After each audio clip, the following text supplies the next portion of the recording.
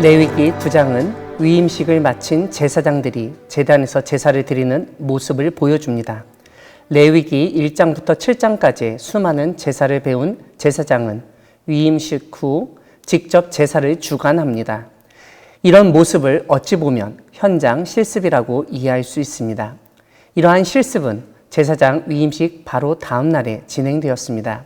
1절에서 8째 날에라고 언급한 이유는 아마도 8장의 제사장 위임식이 7일 동안 이루어져서 그 다음 날 바로 실습이 이루어진 것을 알려주기 위해서입니다.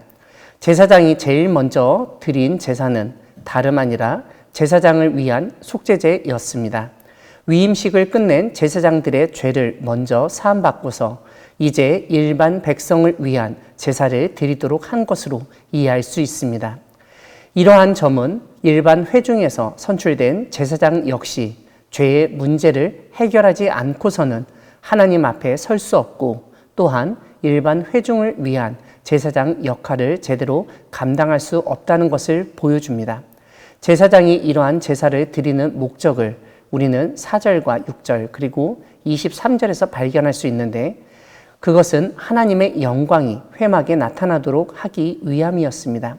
즉 제사장이 예배를 드릴 때 하나님이 친히 임재하시고 그 모든 제사를 주관하신다는 것을 시각적으로 감각적으로 보여주고 느낄 수 있도록 하나님의 영광이 나타났다는 뜻입니다.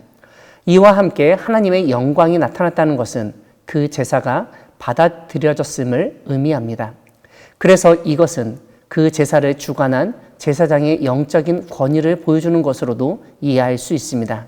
또한 하나님의 영광은 그 제사를 통하여 이제 죄의 문제가 해결되었다는 확신을 가지게 되고 그러한 효력을 믿게 만듭니다. 그런데 22절을 보면 제사장이 이 모든 제사를 주관하고 마지막에 행하는 행동을 알려주는데 그것은 다름 아니라 축복이었습니다. 오늘 본문은 축복의 동작만을 알 수 있는데 축복할 때 선포했던 말은 민수기 6장 22절부터 26절에 있습니다. 아론이 백성을 향하여 손을 들어 축복하였고 또한 모세와 아론이 회막에 들어갔다가 나와서 축복할 때 여호와의 영광이 나타났습니다. 이러한 여호와의 영광은 성막 봉헌식 때 여호와의 영광이 임한 것처럼 충만한 구름의 형태로 임하였을 것으로 추측합니다. 오늘 본문은 이스라엘 백성이 범죄한 경우 수송아지를 드리던 일반 속죄제와 달리 여기서는 염소를 제물로 드리고 있습니다. 아마도 이것은 레위기 16장을 염두한 것으로 보입니다. 레위기 16장에서는 아론이 자기를 위한 속죄제 수송아지를 드려서 자기와 집안을 위하여 속죄하고 두 염소를 가지고 속죄제를 드립니다. 따라서 오늘 본문의 제사장 속죄제는 이전에 우리가 살펴보았던 속죄제의 형태이기는 하지만 제물은 달리 드렸던 것으로 볼 수 있습니다. 사랑하는 광야교회 성도 여러분, 하나님은 하나님의 일을 하는 사람이 먼저 속죄함을 경험하도록 은혜를 주시며 하나님의 일을 감당하도록 도와주시는 분이십니다. 고대 이스라엘에서 제사장은 위임을 받고 제일 먼저 자신을 위한 속죄제를 드리며 헌신을 다짐해야 했습니다.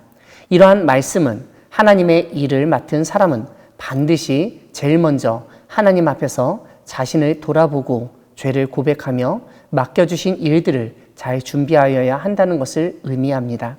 이것을 오늘 우리의 신앙생활에도 적용할 수 있습니다. 우리는 하나님 앞에서 왕같은 제사장으로 부르심을 받았기에 하나님이 명령하신 일들을 그대로 따라야 합니다.